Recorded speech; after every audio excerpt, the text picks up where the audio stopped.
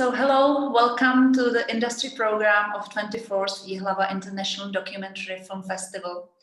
My name is Jarmila Outratová and I work as a head of industry office. We have prepared this program together with Creative Europe Desk, Czech Republic, and I would like to invite the director Daniela Staníková to explain the initial idea standing behind this presentation and panel discussion. So Daniela, please join us. Hello. I would like to welcome all the participants of this new event at the Ji.hlava Festival on behalf of Creative Europe Desk, Czech Republic. We invented this event, this new initiative with Ji.hlava together when talking about what we can do besides what we are already doing together. And as Creative Europe program would like to support more of European cooperation, more cross-border exchanges and alike. We thought that it would be nice to show inspiring projects which were created as co-productions in Baltics, in Balkan or in Central and Eastern Europe, and show that even projects created solely in this region can travel in festivals, can get prizes, and can have a great life and can become great projects. We wanted to show the possibilities offered by these regions for film producers, for collaboration. So all these projects we are going to show and feature here are very inspiring and successful. And they also provide a good example on how it's possible to work together. And maybe they will create a base for you how to get to know each other better, or how to create your own projects in this way, like look around yourself and maybe find new ways of interesting collaboration. So I wanted to thank Ji.hlava for this interesting opportunity to work together, and I wish you a successful session, which will maybe end up in another project like these you are going to see here now. Thank you, enjoy, and goodbye. Thank you, Daniela. Thank you for your nice words. So we are happy to be joined by these 4 producers from Eastern Europe, covering the region of Central Europe, Baltic, and Balkan countries. As Daniela said, all of them are represented a very successful film. And we are glad that these producers are willing to share their experience with building the financial structure of their films. So now let me introduce to you the moderator, Alexandra Strelková, an executive director of Association of Independent Producers in Slovakia, who will guide you through the program. Welcome, Alexandra. Hello, thanks for having me. And I suppose you hand in the floor to me. Yes. Now. Okay, Jarmila, first of all, thank you on behalf of representing Ji.hlava Festival and its industry session, and also thanks to Daniela and the Creative Europe Desk for bringing up events and topics that we in the region need to talk about. And I'd like to also say a big thank you to all the filmmakers, the producers present for their wonderful films, and they're great films in topic and visual approach, their sound, their message, and last but not least, also the production side. And we are here to talk about the latter, I mean, the production, more specifically the co-production with partners, out of the usual circle of friends, let me put it that way. For example, like traditional, natural or regional partners, we have Czechoslovakia here, we have Balkan countries, we have Baltic countries, and many interesting combinations have emerged in the last years, and we have 4 examples here. I have studied the credits rolling at the end of the films, and that was truly an interesting read. And I'm talking of In Praise of Nothing by Boris Mitić. Hello, Boris. Ciao. Who is also the producer of the film and director. Then we have My Unknown Soldier by Anna Krivenko, produced by Michal Kráčmer from Czech Republic. Hello, Michal. Hi. We have Spoon by author, director, producer Laila Pakalnina. Hello. Laila. Hi. And last but not least, it's Touch Me Not by Adina Pintiliev. And we have Bianca Oana here. Hi. So just to give you, our audience, an idea how we are going to proceed, we have our producers here who will, in the beginning, shortly present their films that I just mentioned. Just to give you an idea, you might not have seen all of them, but I really hope you saw majority of them. So I'd like to ask the producers to give a short insight into the work that had to be done on those films. And afterwards, we'll discuss further on questions regarding production and co-production issues, like production choices and challenges in terms of time, arts, budget, partners, the ways how and where to find partners once you reached a decision that you are working a co-production, what makes your partners into co-producers, because we know there are also many other partners involved in the production of the film which don't necessarily get the C in the circle. And there are also some practical issues that I would like to ask about that you don't necessarily find on Google on a first attempt. We might talk about some practical issues about shares and contracts from the experience of producers, possibly get some suggestions or warnings and recommendations what to watch out for. And I think it's very useful and practical to get all information about the experience from those who have actually done it and done it very successfully. There's also two more things from the organization point of view. You are very welcome to use the chat room for questions. I'll be watching the chat, so if there's anything you want to ask, feel free to type your message. And as Jarmila informed us, this session is recorded, and even after today, it will be available online via Ji.hlava until November 15th. So if there is also anything you want to come back to, there will be a chance. So right now, because we have a lot of things to listen to and to discuss, I'd like to ask Boris to get ready for his short presentation. And first we watch the teaser or the trailer of In Praise of Nothing. Thank you.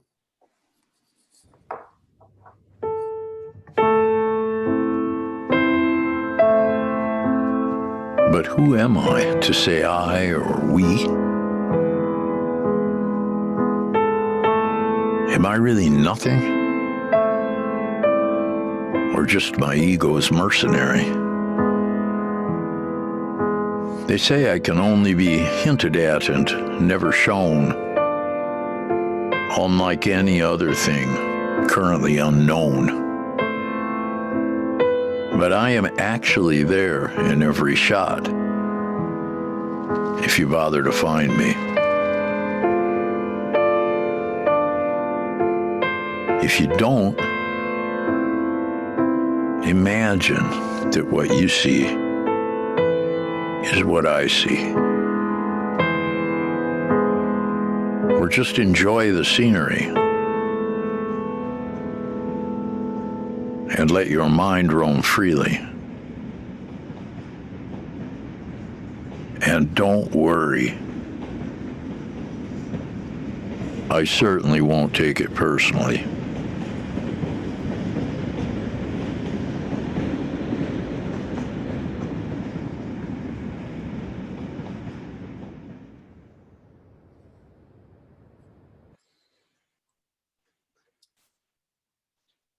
Okay, so I prepared a little PowerPoint that I'll share on everybody's screen now, which is here. There's another lecture that I usually do. It's called How to Film Nothing. It lasts about 3 hours. It's full of funny anecdotes. This one is a 10-minute or like 7-minute version of how to finance a documentary about nothing. It's very unique, very specific project, but I'll try to make it as generic as possible. And please never mind my kind of slightly pedagogical approach in all this. My first advice and in all my lecture is that we should try to amuse the crowd, the audience. I mean, the whole industry is exhausted. It's they're overwhelmed by all means. Everybody's full of projects, so we need to provoke them and amuse them to draw attention. And with this, you can do that at any level, at the highest level or at the most basic level. Once you draw the attention, you need to sustain this attention, and you need to confirm this attention that you've got by showing an incredible amount of work and persistence, and really deliver on that promise. And not only deliver, but over deliver. You need to, you know, start with an impossible joke and then give them much more than you promised in the beginning. These three verbs are for me the essence of documentary production today. The other condition is really writing. I mean, everything in co-production comes through writing, about beautifully bullshitting your crazy ideas in a convincing, charming, flowing, kind of comforting way that kind of gives you a lot of authority and just kind of assures a certain fluidity to the project. So, I mean, I myself can judge people by the quality of their writing. I mean, the quality of their writing and how they play football. That's all it takes for me to really understand if I want to work or play with a certain person or not. Then you should really manage time in a superior way if you want to get involved in co-productions. So manage your own time, allow yourself to fail, allow yourself to reapply with the project as many times as needed, towards institutions, but also towards yourself. Really, you want to be in that zone and be ready, you know, to face the project as, you know, with your maximum potential. And the fourth and main message that I wanted to pitch on this table was that we are all free people, independent producers or independent citizens or independent souls, and we are absolutely entitled, I believe, to overrule the standards of our industry. And I've done that all my life, both in academic circles, in my private life, in financial terms, and in production terms, and in creative terms. And this is how I function best, I guess. Some people want it to be things to be straight and clear. Others wanted to do things their own way. So I suggest that we should do things. You should either do things, you know, 100% conformist way or 300% crazy. I fall for the second category. So by this, I mean, I absolutely keep full editorial control. That's my, you know, there's absolutely no question about this, whatever the offer is on the other side. I reject toxic money, no matter how appealing it is. By toxic money, I mean, I rejected once a very low sum for production, a lump sum for the production of the film from the Serbian Film Center. After 2 years of complete blockade of funding, they came up with 3 envelopes for the 3 best projects, and they said, this is the same amount of money in each, you know, here you go. And when I saw the amount, I saw, no, sorry, I cannot commit to making my idea with this money, and I refuse it. And it was a kind of a scandal, but it turned out to be the right decision. I was also approached by some very powerful and big name and very well established co-producers in Western countries, let's say German countries, for example, and Swiss countries, with offers to co-produce the film. But I realized that I would be relinquishing too many rights and completely throwing the equation out of balance if I accept it. I also don't believe that there's such a thing as a standard wage in anything. People, like editors like to charge certain amount per hour, soundmen, writers, consultants, whatever. I think everything should be really based on an ad hoc evaluation and on pure meritocracy. I mean, everybody gets paid as much as they contribute to the project, not according to some predefined values. Also, I don't believe in the proportional ownership of the film, that co-producers should, get equal rights to the film based on the amount of money they bring in, just because they happen to have a favorable GPS address of origin. Like, I think, again, ownership should be based on merit. And I go even as far as to claim and keep 100% of the ownership in my films by buying out the other co-producers, by paying them extra producer fees, but keeping all the rights. It is the same with distribution. I don't accept. I rejected a lot of very passionate distribution offers, because people wanted to take entire rights with huge, standardly, I think, overpriced commissions that they keep, but also because they wanted all-inclusive rights. I wanted to give everybody, like selective rights in which they would guarantee to make sales. If you're specialized in selling, documentaries to Asian airlines, here you go, I give you exclusivity on Asian airlines. Sell my film with one phone call and we're done. If you want to sell it in art house cinemas in South America, here's the South American cinema rights. But don't take both if you cannot handle the other. Of course, that's, distributors object to this. They're not used to that yet, I hope.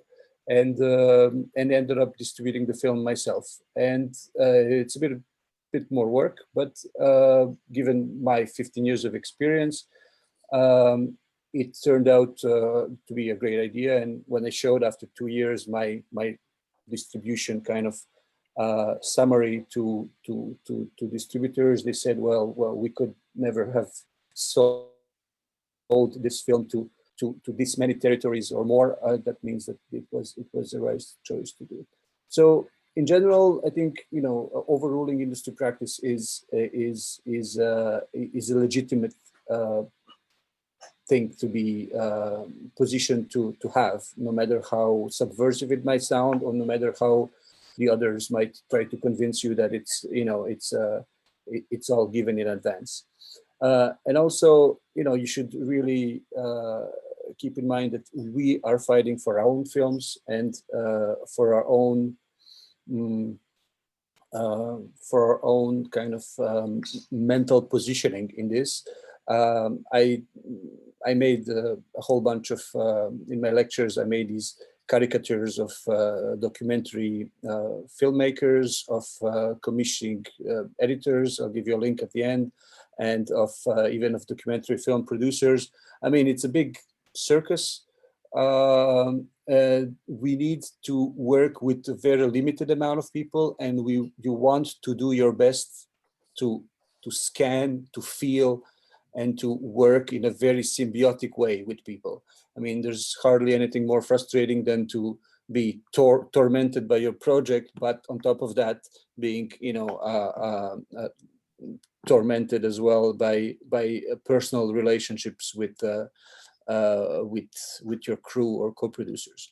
For this, I try also to make the situation very simple. You know, in my head, you know, there's some countries that give a lot of money to films. There's other countries that give less.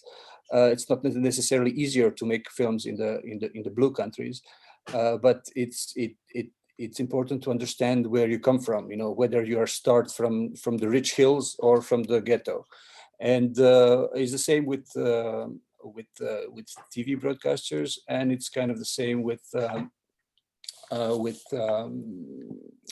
countries that do co-productions or not. But the most important slide in this series is the price of this co-production money, and here I divide the possible co-production partners into toxic ones and acceptable ones, just based on the requirements of local spending and of their kind of standard practices of keeping certain rights or not. This coming from the point of view of myself as a producer from Serbia. I also tend to keep all the time 3 different budgets. An ideal one when everybody gets fully paid, a realistic one, which is the kind of reality check, and the minimal one, that is the minimum amount of cash that I can make the film with. The ideal one is the one with which you apply. The realistic one is the kind of backup solution, and the minimal one is the one that you never tell anyone, including your partner. And that's your kind of little secret. So as soon as you have the minimal one, you know, you can make your film, but you can also try to, you know, you can only do it once or twice. Then you really want to try to go and be more realistic and get some money get some juice into the machine. But you can also, you know, be even more creative or bold or persistent and try to get to the ideal budget. Nobody will ask you in the end whether you went through the which way you went to get to your film. The audience doesn't care about that, but you know, you want to manage this. You want to try to manage this these 3 options at all times, and look at the double-edged arrows in the middle, the horizontal ones. Somebody can start very ambitiously and then get like a strong reality check and end up with minimum amount of money, or you can start minimal and really go up. In my case, I made this kind of universal film financing plan in which the red bottom line is domestic money, the yellow one is television money, the green one is co-production money, and the blue one is top funding. And in the case of In Praise of Nothing, this was kind of the ideal, very kind of optimistic budget. This was the realistic budget. This was the minimal budget, and this ended up being the final budget, which is, you know, for me more than ideal, in the sense that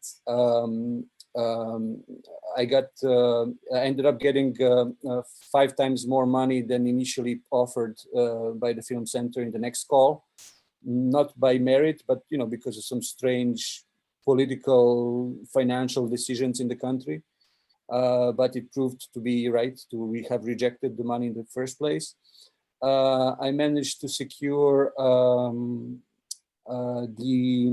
a big deal with Arte after having rejected a German channel who offered a pre-buy, but since French Arte is much more advantageous and more generous for this La Lucarne slot that I was working with, I ended up getting not only twice the money. I relinquished half the rights, but it opened a lot of money for a lot of space for a co-production with a French partner. All the previous broadcasters who worked with me jumped on board, but also several new ones after pitchings in Trieste and Nyon and Zagreb also. Zagreb I pitched more for tactical reasons because I'm kind of based in Zagreb now. It's my city-in-law. I opened a company here as well, so I co-produced the film through my Serbian company and through my Croatian company. So it's a kind of a double co-production between me and myself. And the third partner was a very favorable French company. called La Bête, which we got along very well in both intellectual terms, but also in financial terms, in the sense that they accepted to play by my rules. With all these TV channels, I managed to get the Creative Europe TV programming. It was the very first time Serbia was allowed to participate, and the first project also that got this type of grant was 50,000 euros. Since my previous film were screened at some art museums, I got interest from the art museum circles, from the Geneva Center for Contemporary Art and an art museum in Miami. And you know, these people are really have opened for to documentaries in the most beautiful way. Everything that is, you know, stigmatized and kind of considered subversive by standard producers is considered welcome by these art people. And they ended up really offering me, you know, just cash and say, you know, here's 10,000 for your next project. It sounds beautiful, after a dinner, just like that. And I asked them, but what do I have? What do you want in return? Nothing. Spend it on drugs if you want. That was a quote, literally. But beautiful people, beautiful settings to screen the film, a whole new audience where you with absolutely no restrictions. You can speak in long sentences. You can make your films the way you want, and it's absolutely brilliant. And the last partner was the IDFA Berta Fund, which is a, you know, the IDFA fund for poor countries, and Serbia at the time was still listed as on the poor countries list, low capacity or whatever they call it. But I knew that they were not gonna give the full grant, or that it wouldn't be a priority country for them. So I approached them and I told them, look, I'm not asking you for money for my film, for, you know, to give me money, but I'm asking you to finance 15 cinematographers from 15 of the most underdeveloped countries on your list, because I had dozens and dozens of cinematographers in the Nothing film. And I asked them, don't give me 15,000 euros, give me 15 times 1,000 euros. This way you will be helping 16 cinematographers at the same time. And they accepted. So it was a strange, you know, model in which I got money from, you know, first world funding, third world funding, art world funding. You know, the film broke all records of funding in Serbia. It managed to get kind of quite antagonistic, you know, money from a politically antagonistic country, which is to Serbia, which is Croatia, and quite competitive French money. So I ended up kind of juggling it all and keeping 100% of the revenue and distribution rights. So I think it's very important to keep everything playful. I started with 7 super big cinematographers from 7 superstars, and I didn't know them at the time, but I told everybody at the same time that who the 6 other people were on the list, and they all accepted simultaneously, just by looking at the list and say, wow, wow, wow, yes, yes, yes, yes. It was a nice trick in the beginning, but they failed to deliver. So I switched to having many, many more cinematographers, but with much less established, but much more motivated. And I invented a currency in which I would pay them. I called it a not coin. It was much years before the Bitcoin thing. And it was basically a coin that I would put in the machine, in the cinematographer's head, to think about nothing and film with whatever tool they have and wherever they are, and with whatever equipment they have. If they wish, you know, send me shots of nothing. And the coin was worth 500 euros, and I would keep putting coins into their heads. But the thing is that I never paid anyone more than 1 or 2 coins, because in a strange psychological way, they all promised, they like the game, they like the no pressure aspect, that they promised to much more than they would deliver. So I ended up getting, you know, a whole bunch of shots, but for what's from all over the world, with like 1 million miles mileage, but with 0 travel costs, and with very affordable screenwriting, cinematographer fees. We had a crowdfunding campaign with a goal of 0, just as a joke. Initially I joked that it would be Jack Nicholson who would narrate the film, and my idea was to approach him through my basketball friend who played in the NBA in the Los Angeles Lakers, and Jack Nicholson is in the front, always watches the games front row. So my idea was, for 7 years, my business plan was to ask Vlade Divac to ask Jack, hey Jack, would you mind, recording the narration for a doc about nothing? And in the end, it turned out to be Iggy Pop in a strange and crazy other twist.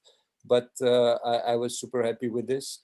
Some people complained that the nothing was talking too much in my film, so I made an art museum version with no words, just like a very kind of Kojani Skaci Baraka-esque type of version. It was very easy because I had all the material and the soundtrack.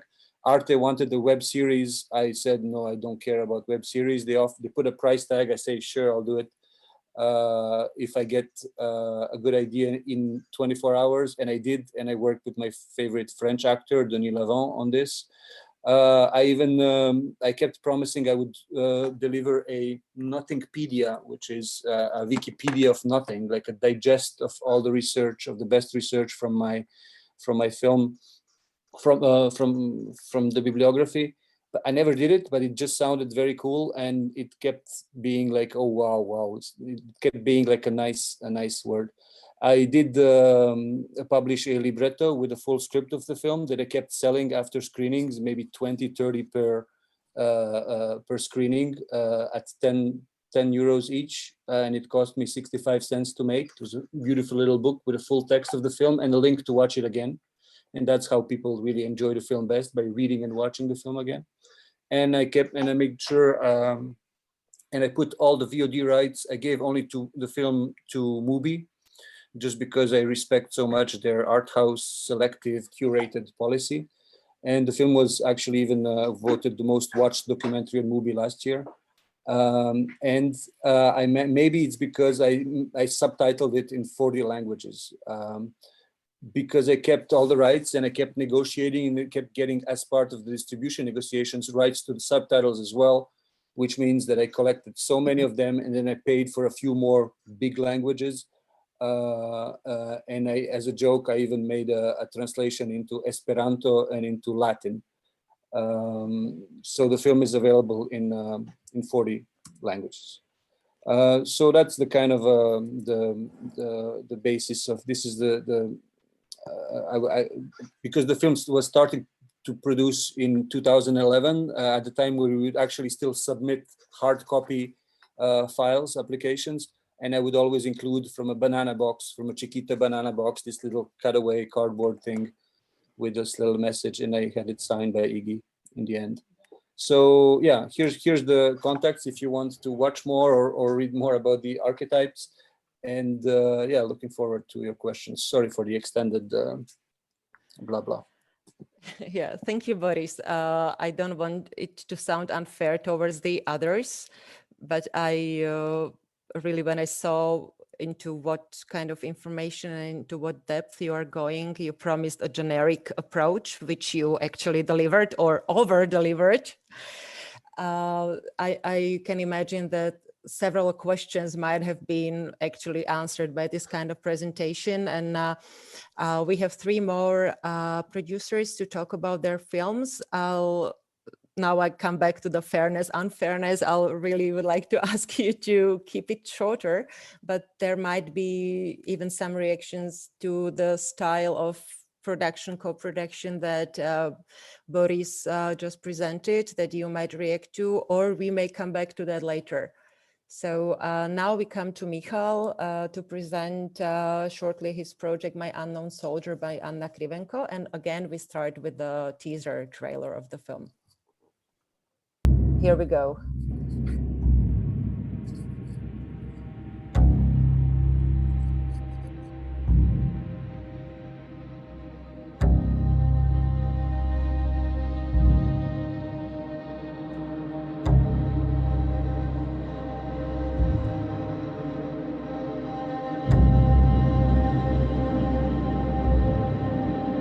Я всегда готов по приказу советского правительства выступить на защиту моей Родины, Союза Советских Социалистических Республик.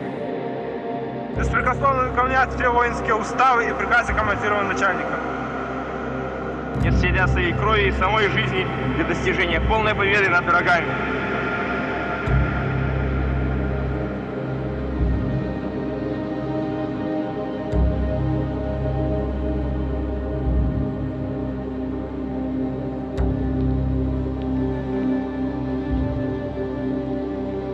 Prastric byl v Československu v srpnu 68. Říkala máma.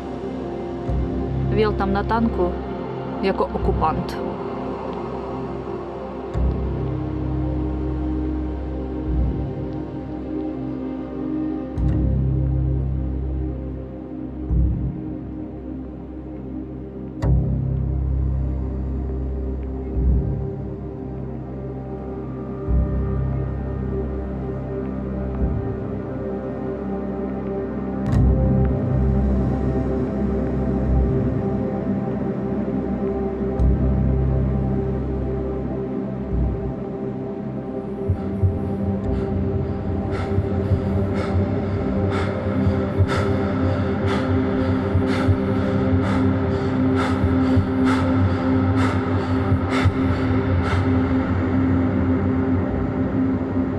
Musím-li já cítit vínu za něco, co se stalo 20 let před mým narozením?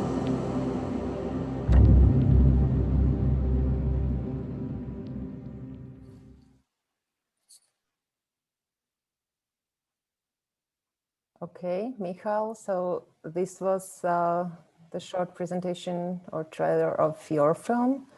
So please tell us more about the co-production of it. Okay, hi everyone. So it was very interesting to hear what Boris was saying, and I was laughing at many moments because I think all of us can adhere to many of the notions he's committed to. But what is funny also for me when I checked the 4 projects you're presenting, I think my project is really different in the whole approach from the beginning, because the project started as basically a film school project. It was a graduation film of the director and also of myself from the production studies actually. And but it was, let's say, it started at FAMU in Prague. But the main idea was that in 2016 actually, early, I approached the director Oana because I watched her film at Ji.hlava. Actually, she won there also the best experimental film award for her short film.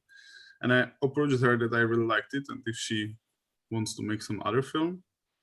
And she came up with this history of basically, she's from Ukraine. That's the twist in the whole film. And she knows that in her family history, basically her grand uncle was one of the occupying soldiers in Czechoslovakia in 1968 during the occupation. But after he came back to Ukraine, to Kiev, he committed suicide very quickly after he returned, and nobody knew why. And basically her family just deleted him out of all the memories, literally from the photos and everything. So it was partly interesting thing to start, okay, let's make a film about this, because maybe Sasha can confirm before 2018, when there was the 50th anniversary of the invasion, there were actually no films which would reflect the other how to say, side of the conflict in that sense. And always in Czech Republic and Slovakia, the conflict was also presented like black and white, you know, Czechs and Slovaks are victims and all other Soviet people were basically bad ones, not only Soviet in that sense actually, you know, Polish and, you know, the history and other countries. So basically this was the main idea, and I started to developing the film from that.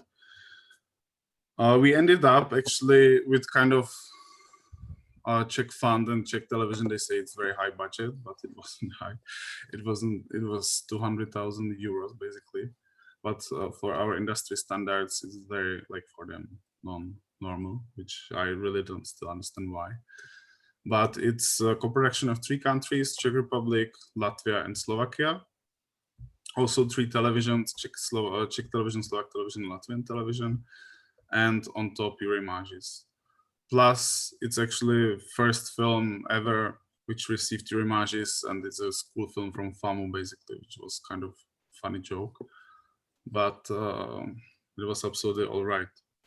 So, and moreover, to be honest, except of the topic, which is kind of Czech and Slovak in that sense, there was no other Czech person except of me in the crew or somewhere else, because Anna is from Ukraine, the director, writer, the editor, Daria, is from Russia, and other crew members were from either Slovakia or Latvia.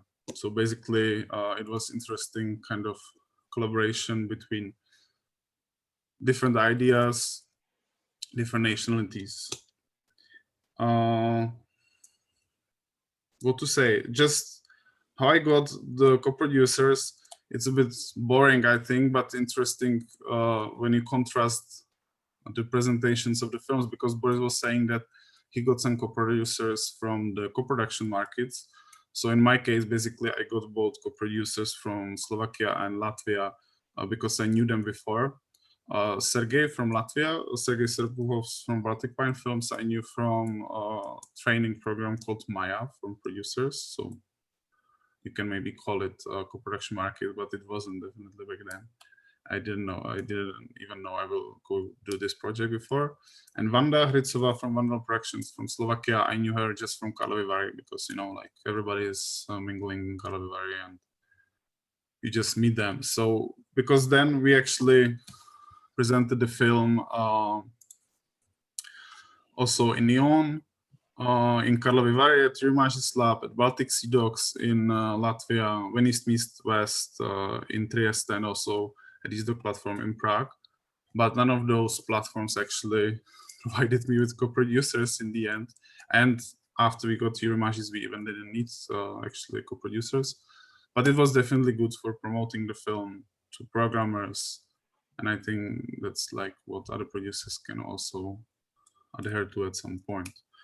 I think what is important, what Boris was saying, like I also got some offers to co-produce from France or Germany, but in the end, it didn't look like it's worth it because the prices are too high. And so when we got to Rimages, even though it's really small money for documentary, actually this one is even, as you can see, kind of experimental documentary. So it's a really small film in that sense and made of archives mainly. So it's very different, but the amount from Rimages really mattered. It's almost 1/5 of the budget, I think, because it's higher than fiction films. So that helped us a lot. But what I would also like to say, as kind of important actually moment for this project, is that from early on I realized I really need to present the project differently to each funding body and each co-producer, of course. So this is something funny because, you know, when I tried to get the money from the Czech fund, which was the first basically entity to support us, we went for the experimental call for experimental films. We received really little money, like 25,000 euros, because there was not even a huge budget for that, but I was beginner, so maybe it was my mistake at some point. But they gave us for experimental film. But then I came to Czech television and I needed actually to get rid of that. I couldn't tell it's experimental film because they would never take it, even though the topic is very public, I would say, or, you know, public broadcasters should kind of take up those films. So I fought with Czech television for 2 years to support the film. And in the end, the Czech television was actually the last partner to come up. They just came 1 week before we got to Rimages, basically. So before I got Czech television, I already had Slovak TV, Slovak fund, Latvian TV, Czech fund, of course, and then finally Czech TV. So it was kind of frustrating to offer everyone different story on the same film, basically. And I wouldn't say it's lying, because some people feel it's bad, you know, or when you speak with directors, okay, now let's focus more on this topic rather than something else. But it's more like, you know, in Slovakia or in Latvia, you need to really present something else from the film, because they say, okay, all right, there was an occupation of 1968. And actually, when you can compare, even I think Czech people feel way more about it than Slovak people at some point. for some reason. So we needed to kind of elaborate the strategy how to incorporate those people from the committees. They would say, okay, that's good. The same actually applied for Yuri matches in that sense. So that's one really important and interesting point, I think. And to keep it short, I also like what Boris said about proportional ownership at some point. Like, we are sticking to it at some point. Of course, when you are co-producing with countries like in your map, it was blue, I think, or light blue, it's kind of all right. But when you co-produce with the red countries, it's terrible. So we always, when we try to co-produce as a minority or majority, doesn't matter, we try to at least balance out the countries, because some people even don't want that, you know. So for instance, when I co-produce from Czech Republic with Poland and Germany, it's for me like, okay, now I can take the rest of the Europe, because you took like the two biggest territories except of France, basically, you know. So that's what we do a lot. So really, kind of often we end up with like having exclusivity on not only Czech Republic and Slovakia, because we usually also distribute the film in Slovakia with our distribution partners. But then we also claim all other countries to have exclusivity on, just to balance out the huge territory they can actually claim, which I don't think is any case of my colleagues, because they come from kind of small countries than Poland or Germany, but still this is, I think, a huge thing. So in the end, it was kind of challenging to persuade the bodies to give money to small experimental film with first-time director, basically producer with little experience and everything. But we kind of got them hooked up with the topic and the anniversary. It was the first easy strategy for Czech and Slovak funds at some point. And then there was this twist of actually seeing the conflict from the other side with this personal story, which was very unique, because to be honest, we tried to even research, and you don't have like, you cannot have archives with, of course, stories with soldiers or families of soldiers who were in Prague or Slovakia, you know, and other cities. And also what was challenging, and for me, it was really kind of, you know, I dived into it and not knowing anything, because there was also funny, Boris was saying minimalistic budget. So I came from the budget of like roughly, I don't know, 80,000 euros. I was like, okay. And then I ended up with 200, because the archival materials are extremely fucking, I'm sorry for that word, but fucking expensive. So if you are buying them from Belgium, for instance, which was one of our cases, it's 4,000 euros per minute, and for only 20 years, for instance, you know. Then we bought a lot of guys from Russia, from US, from many countries. So then we wanted some from Germany, but we just didn't. We just said, okay, I'm sorry, my director, but no, because it was like 20,000 per minute. It was insane, you know.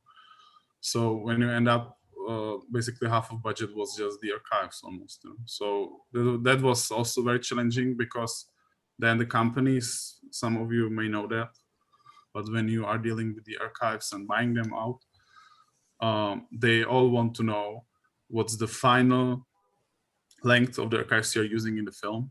And according to that, they're putting the price tag. So they are not even going to tell you in advance how much money they would want for the minute, which is kind of doing fortune telling from, you know, a glass ball. Okay, maybe my film will be, it could be 300,000 euros or 500,000 euros, because I don't know the final edit, basically. So this is now some kind of experience I have, because we are working with director Oana on another film, and I'm trying to estimate it, but always it's like, you know, huge hole, and always having to have backup solutions, because you cannot get always everything in advance, basically. Yeah. Thank you, Michal. That was great. You also mentioned several topics that we planned to discuss and possibly will be able to dive deeper into without initial explanation, because you already tackled them, which is also talking to different funds and different potential partners in a different way. And also producing very special author experimental material, which also makes it difficult or challenging for the producer to produce. And actually all four of you are special in this way. So let me now give the floor to Laila, director and producer of a very special film called The Spoon, which will be shortly introduced to us by the trailer as well.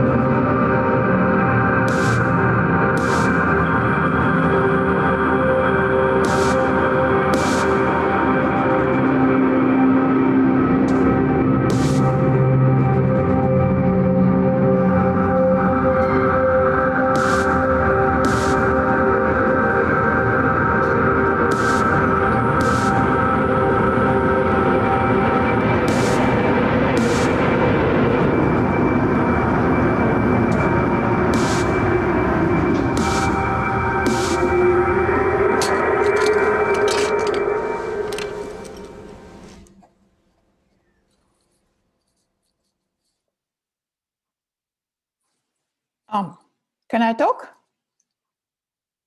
Yes, please. Hello, I'm Lila. In fact, I consider myself not more, 100% director. I don't know how to produce, that's why I will be short. But I'm producing my films. I think I produced more than 40 films, all of them mine.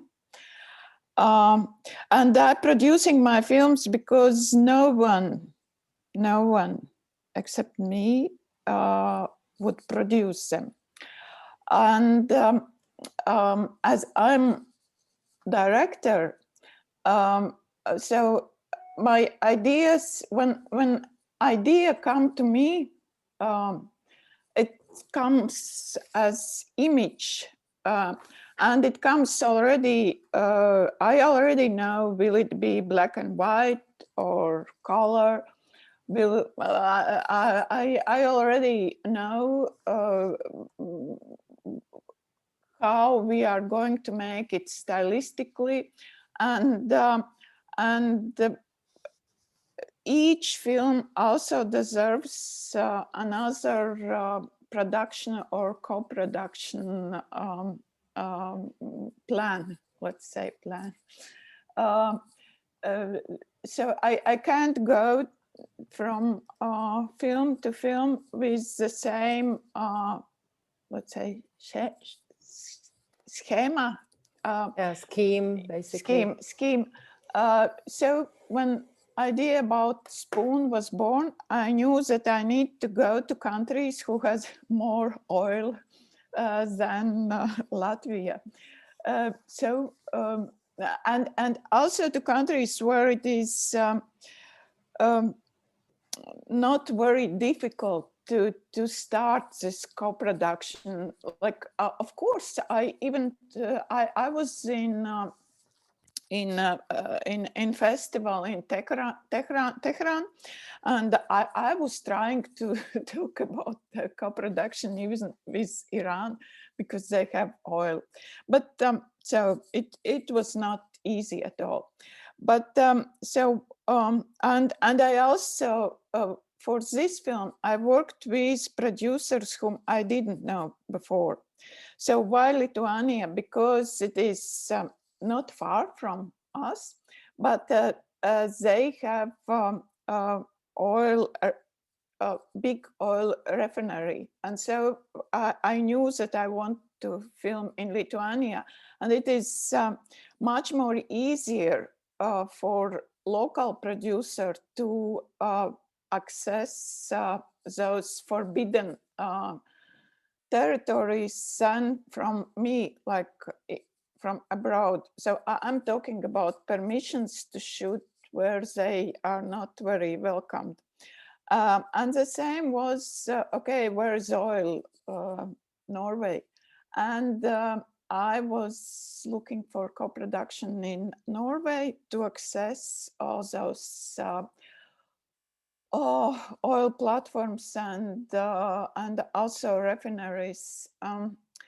Yeah, I would love to co-produce with Azerbaijan, but I understood that it will take a lot more to get to some co-producer, and so we did it in different way. So those shootings, those permissions for shooting on platforms and oil pumping fields. And then I just to add, because I'm director, I will be short. I just to add how I found my co-producers for this project. It was not through co-production markets. But I kind of used them. I called directly to people who work in Baltic Sea docks, and I asked them, hey, I need one good Lithuanian co-producer who would co-produce with me.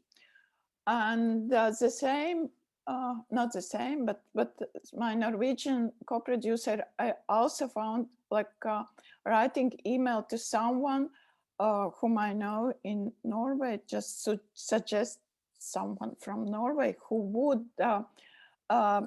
would like not to make film spoon, but who would like to make my film, because one is to position this film like about plastic, about ecology, but another thing is to position it as my film with my stylistic. And that's why I wanted, before we start to co-produce, my producers to watch my films and to understand that there will no be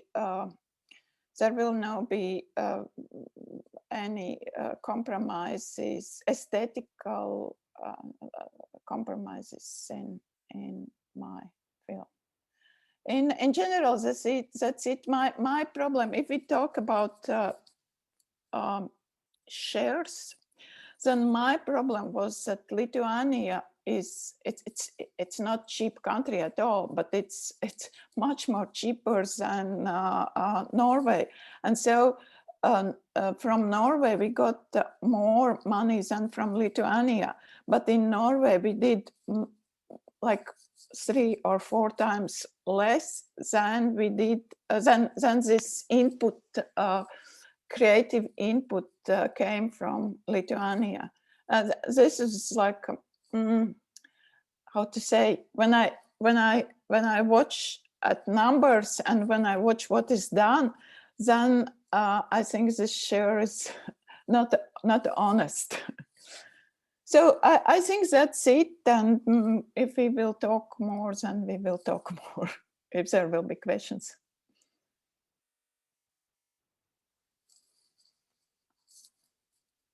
We don't hear. Yeah. I apologize. Can you hear me now? Yep. Yeah, I'm sorry. I wanted shortly to react to the thing Laila said about the way she was searching for co-producers. It's also one of my experiences. I used to work as the head of the Slovak Film Center for many years.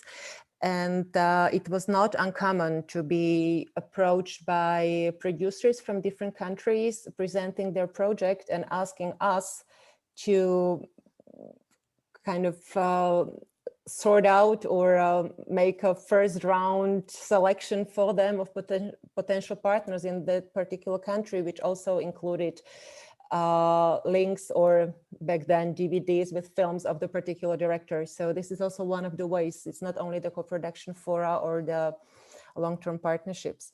And also, Laila, checking your film in the credits, you managed to get funding from the national film centers in Latvia, in Lithuania, and in Norway through Norwegian Film Institute, but which is also interesting that you also manage, possibly through the Norwegian co-producer, to work with or to be funded by local film commissions and local film centers, which I think has not been mentioned yet, which is also a very important part of financing.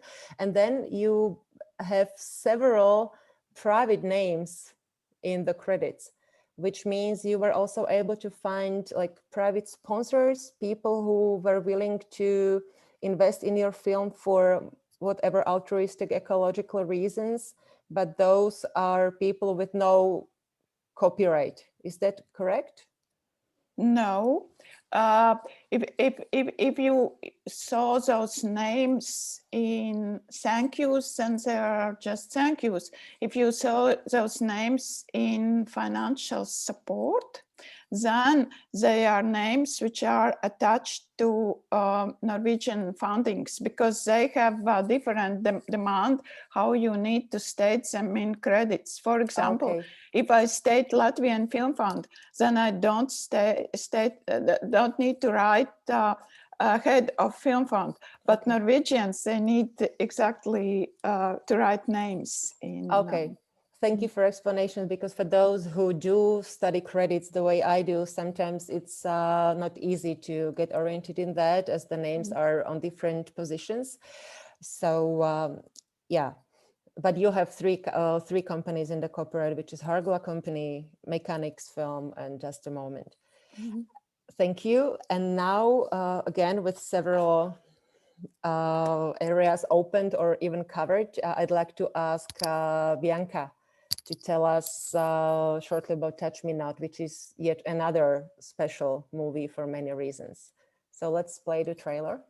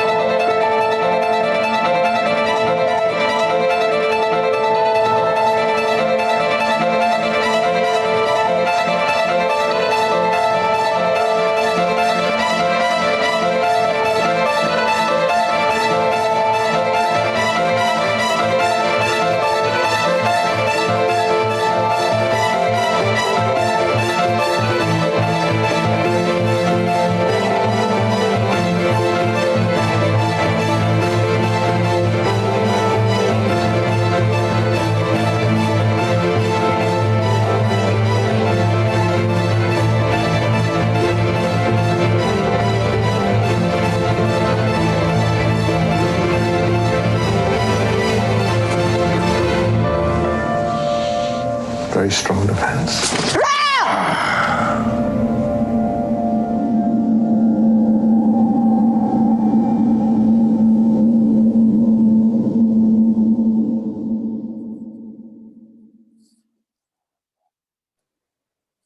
We know the film is not coming soon, but it's been, and it is around already. So please, Bianca, tell us how it came about.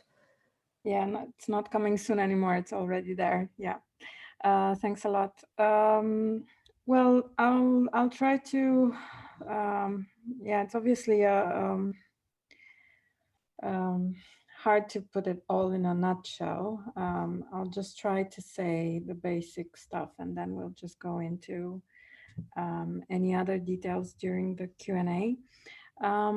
Touch Me Not is what we like to call a borderless co-production. Actually, it was conceived as a borderless co-production, and I can clearly say that it fits all the categories, like the wishful thinking categories of Eurimage, you know, when they say they want an organic co-production where there is also creative input and all that, and you use all the resources. It wasn't conceived like that from the beginning. It's something that grew out of the process. And this is why I need to explain a little bit about Adina's way of working that informed very much the way production happened. So in our case, the productions and co-production strategy came directly from the needs of the process. Adina works with a mix of reality and fiction, with a mix of professional and non-professional actors. And she does her research. She's doing the type of artistic research that you mostly encounter in visual arts. It's a practice where the research is happening on several layers at the same time, and she works with the personal and emotionally relevant materials of the people that she encounters. So that's why it's very challenging sometimes to define the film as whether it's fiction, whether it's documentary. It's hard to say when development started and ended, when production started and ended, because it's all happening at the same time. Like we generate footage in research phase, in development, also in production, and post-production comes very early on. So it's a sort of, as I said, a process that needs its own rules, let's say. We have a co-production between Romania, Germany, Czech Republic, Bulgaria, and France. And I say this order because this is the order of their financial contributions. Of course, as it was mentioned before, the financial contribution is not always the same with the creative contribution. But I'll just briefly do a history of this co-production. I think the project started in 2010, and it premiered in 2018 in Berlinale. This 8 years of work was partly due to Adina's way of working. So with this research process that needed its own pace to meet the people and then shoot and then edit. But at the same time, it was informed by the way we received funding. So in the beginning, Adina went to Cinemart, where she got an Arte Award, and that's where she met the French and the German co-producers. Afterwards, the film won the Torino Film Lab Award, which at that time was 150,000 euros, so it was only one award. And this helped a lot to speed up the production. However, we had a hard time getting the Romanian support. I will not go into this in detail, but at the same time, we were lucky to get the German regional fund of MDM, which is in Saxon, through the German co-producer. And Czech Republic and Bulgaria came afterwards, just before Eurimage, and the Czech Republic came during post-production. So we didn't go at the same time to everybody. We started initially with a 3-country structure, and then depending on what happened inside the project, we expanded with countries where we knew we could work not only financially but also creatively, like really use the resources. And yeah, this is a long discussion. The last time I had a masterclass on production, it took 3 hours. So I'm just gonna wrap it here. Okay, thanks a lot. And thanks to all of you. You mentioned some of the financing options in European terms, and to the chat room, I added some basic information about the Creative Europe Media TV programming, which Boris mentioned.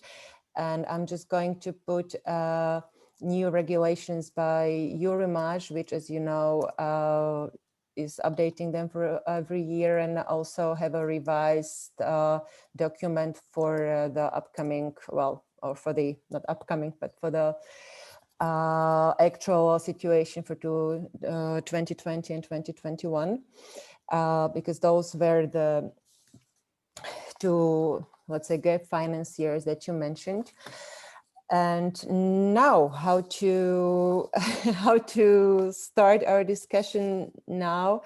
I would suggest we take the sheets from Boris. I mean, the countries and the red, blue, and the dark blue areas when we are talking about Europe, because right now we have co-productions within Europe, and let's stay in Europe first.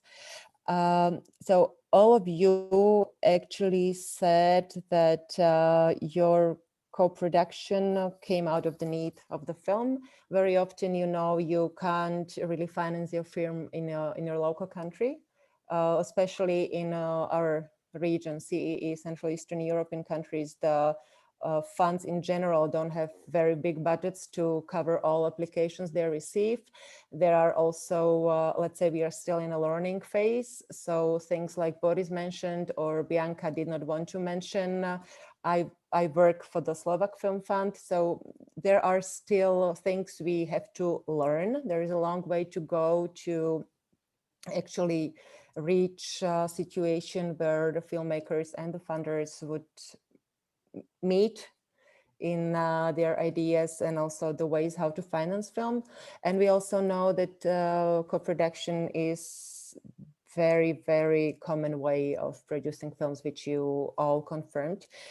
I'd like to ask, Bianca, you mentioned you and Adina worked on the film, let's say, for 10 years, 2010 or 8 to 10 years, starting from the idea.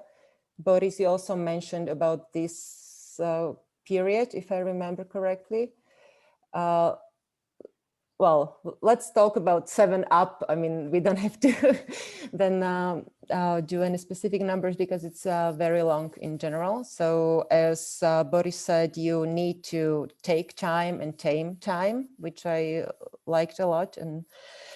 And for Lila, how long did it take for you to develop and produce and actually deliver the film? I think 3.5 years. For me, I just hate long-lasting projects because I have already new ideas in my mind. But this was one of the longest periods, and yeah, I just needed it. Yeah. Yeah, I understand. And for Michal and Anna, it was 3 years, if I count correctly. It's really funny. It was very quick when I compare your numbers. Yeah, no, but we also have to consider the kind of films and author approaches we are talking about. I just wanted to ask about the time, because very often people who co-produce, they say that I'm not saying as a statement that I agree or not agree with, but it said that co-production makes films take, or the preparation, the production of films take longer, which is a statement that is true, but there are reasons why this is longer. And as long as it leads towards the artistic achievement, I guess it's okay, but that may be a problem from the production point of view. My question would be, so it took you a certain amount of time to make the film. Was it okay for you as producers? Or were there any special challenges from the time perspective that you had to cope with?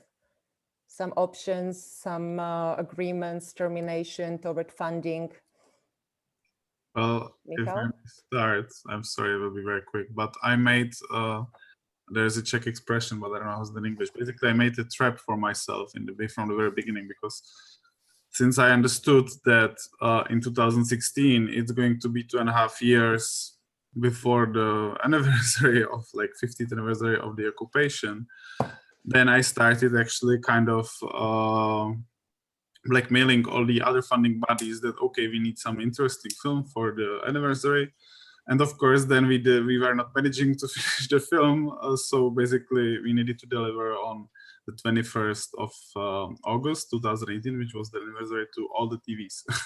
And this is kind of my also lesson learned, that we actually made the TV premiere earlier than the cinema premiere at some point, because or festival, let's say, because we came to the cinemas a week before that, but it was totally, it needed to be connected because we didn't have time to make the film earlier, basically.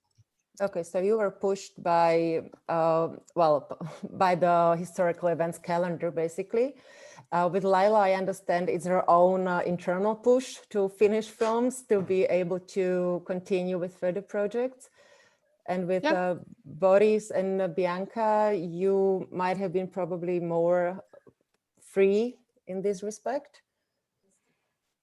Boris, you and taming time on this particular project? I regret that it finished so quickly. Okay, it's a type of project. So. It's a type of project that I want to, you know, that I would love to do all my life, really. And I was tactical or lucky enough to really work financially with people who had complete understanding that this project should take as long as it takes. And I remember having my first letters of commitment from Swedish television in 2011. Okay. And you know, 5 years later, is it still on? Of course, you know that's a kind of a given. The only strict deadlines are the Creative Europe ones, but they are quite generous. This eligibility period is 2.5 years, so you know, like it's possible to handle it in this way. And to come back to your point, I think it's not. I think films are cheap to make, really. I mean, we can all make our films. What's difficult is to sustain our lives between films. Yeah. And one of the reasons I produce my films is to really produce my own freedom in between films, and during this extended time that I give myself to let the films mature in my head, or to kind of decompress my head afterwards. This is why I produce films. Otherwise, I couldn't care less, you know, about production. It's really about being at peace in my head with myself, with my family, and with my ideas in between films as well. That's why I prefer to make it longer and sustainable than to rush things, or to do, especially not. I could not handle doing, you know, many projects at once under big pressure, even for like 5 times the money. I wouldn't do that. Okay. Also, what you said before coming to Bianca, there is also one thing I wanted to mention, as we are talking about Central Eastern Europe here. For many years, there was this, let's say, phenomenon that documentary filmmakers especially tended to become their own producers. For I'm sure there were numerous reasons, but I remember for example, for Slovakia or even Czech Republic, which I followed more closely, for a simple reason, there was not enough producers who would be, let's say, interested, willing to devote to projects like that would take time and stuff like that. So for many directors, that would be one of the options for the way out. Whereas we also have to say that it's not always the best practical decision for every kind of author. But I guess Boris and Laila, you are also two examples. I mean, I don't want you to state that your unlucky experience is possibly with some producers or anything, but how comfortable, Boris, you just said how and why you feel comfortable in this position. And Laila, I think you explained that earlier as well. But I think for many directors working with documentary, that is very often just a practical question, and they start producing themselves even if they don't really want to. I think this is also something that makes us different from other countries. But with Bianca, you're a producer who joined a very specific author, and the time must have been an issue with you as well.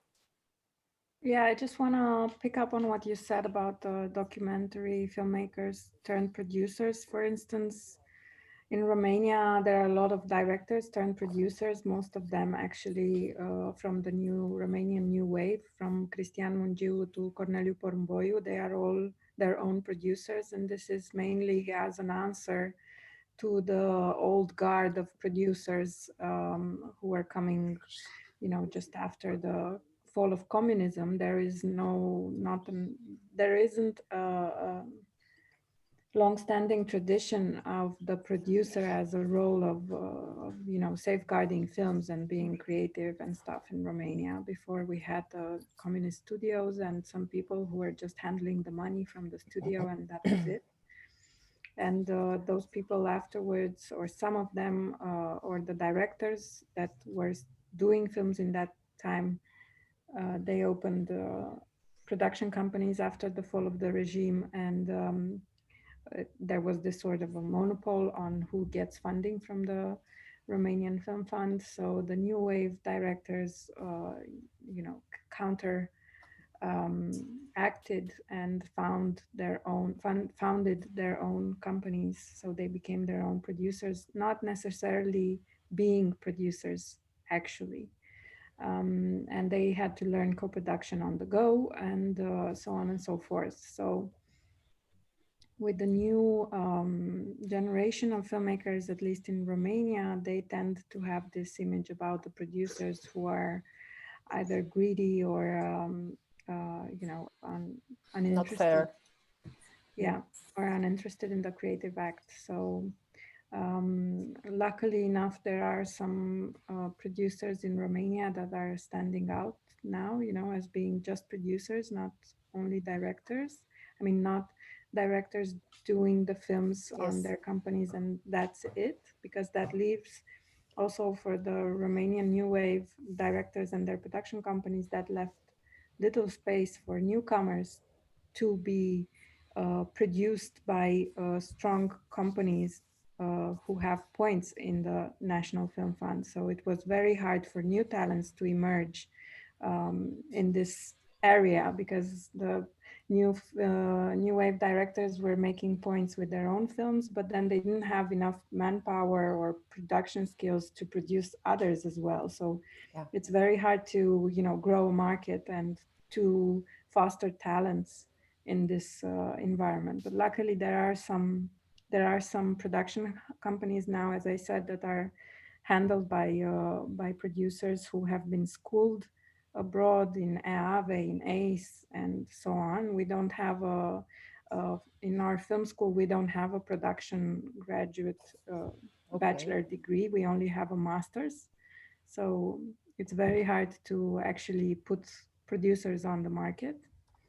And also to go back to the documentary thing, the financing in documentary is really little compared to fiction. And this is also a push from the institutions, because when you give little money, you can't expect producers or production companies to start elaborating big budgets for documentaries. This, I guess, is coming from the tradition that TV docs were done in 3 people at most, and they required barely no production, support. It was just a camera and the mic, and you just go on the street and film whatever. Yes.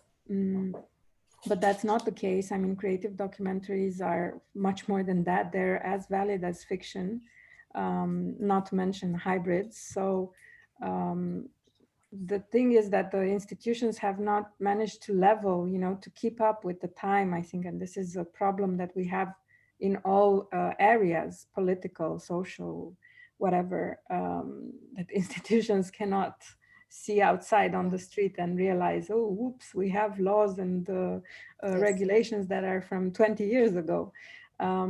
So it's very hard to balance, when you give so little money, when you give up to 50,000 euros for a documentary in one country, then definitely in order to make a documentary that is relevant and universal, you will need another country at least to make that film happen. So we are depending on co-productions, and here, you enter the system, and you can talk about the system a lot. In our case with Touch Me Not, as I said, partly the problem was that we got a lot of support in development, a lot of international support. We had media, we had Torino Film Lab, we had the award from Cinemart, we had the regional funding from Germany. And the Romanian Film Fund decided that the project was pornographic. I mean, one member of the jury. So we got rejected, and the next year they didn't have a competition at all. So we had to wait for 2 years until we could get production money. And this is again, let's say, I don't know if it's a flaw of the system, but it's a thing of the system that unless you don't get support from your home country, all the other foreign countries will not give support. So this is a rule, an unspoken rule to some, to others it's clearly stated that you need to have up on at least 50% of the financing secured in order to get money from that country, like Denmark, for instance.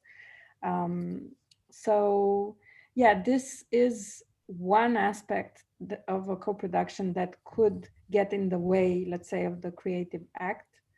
But at the same time, I don't think that in doing a documentary, and also when doing fiction nowadays, at least in Romania, where I come from, I don't think it's possible to make films without the support of other countries. Yeah. Thank you, which now brings me to the very natural question that all of you actually somehow already mentioned, but let's try to perhaps sum it up in some way or explore more. There is a search for co-producers. Lila presented one way, which I can also confirm. I experienced this kind of searching for partners, because I think it's also very important, because we quote the word co-production all the time, but co-production is not only about contracts. I mean, let me quote a very good friend of mine who co-produces a lot, and she says that co-production is a sort of, let's say, a marriage, that you have to trust yourself, you have to know about one another, respect each other, but at the same time you argue a lot and you need to search for compromises. And I think especially for projects that you end up doing for 3, 7 or 10 years with the same partners, this is a very important point. That's why the search for co-producers is very important. And for people who have not yet done such co-production in the region or out of the box, out of the region, let's try to put some ideas together. How do you proceed? I mean, what are your first ideas? it may be logical that you call a friend, you search a website, you look for a co-production fora, but what works best for you? Bianca, can I ask you, please? Yeah, sure. Well, it really depends on the project. I mean, for instance, now with Adina's second film, we don't have, we have some of the partners that we had in Touch Me Not, but also we have new ones. And this is, of course, informed by the film and where the film is taking place. If you work, you know, on a more international level where you need to shoot abroad, then that's the easiest solution. But then also in terms of needs of cash flow and how that money is being spent, you can think of countries. If you need, you know, if you go to Germany and you know you need to shoot there, and you need to get regional support from Germany, then you know that you have to spend much more than what you receive from the fund. So they require you to spend 150 at least % of the money. So this means you need to bring money from somewhere. And if it's not a channel, then you need to find partners abroad that can support, you know, to pay outside, where, I mean, countries that can allow to pay abroad at least a percentage of the money you receive. Yeah, you mean the funding that you acquire in a certain country is not restricted to be spent in the particular country, but a percentage of that can be part of the, let's say, overall budget spent elsewhere. That's right. Yes, yeah, thank you. Correct. And for me, I mean, co-production forums have always worked. I mean, it's also fostering a certain, you know, support for the project. It's a way to launch an idea and to see if it works at all. So pitching forums are still, yeah, I think they're still valid. I don't know if the format in which we are pitching is still valid, but the idea and the way people get together around the pitching forums, I think it's still very good. And of course, as you said, marriage involves a time when you need a little bit of time before marriage to realize if that person is, you know, the one. Yeah, but you can never know. I mean, this is the other problem with co-production forums, that you get a lot of people that are super interested in your project, and they're, I'm not saying that the interest isn't real, but then when you actually go to work, you realize that you have completely parallel universes or sets of values and stuff. And that goes beyond your taste in cinema, you know. Yeah. You need to make those work somehow. I don't know. It's this is where gut feeling comes. Yeah. I guess there's nothing that can protect you from, you know, a failed relationship. Yeah. And also speaking of Boris and Michal, who mentioned that they were actually addressed by certain co-producers who might have been well established, but you still opted for not going with them for practical reasons and possibly also for the gut feeling that Bianca just mentioned. And we are, of course, not mentioning anyone in particular. It's all very personal, but this is also a very important point, that co-production is not only about putting money together. If we are talking about creative films, this needs to work on other levels as well.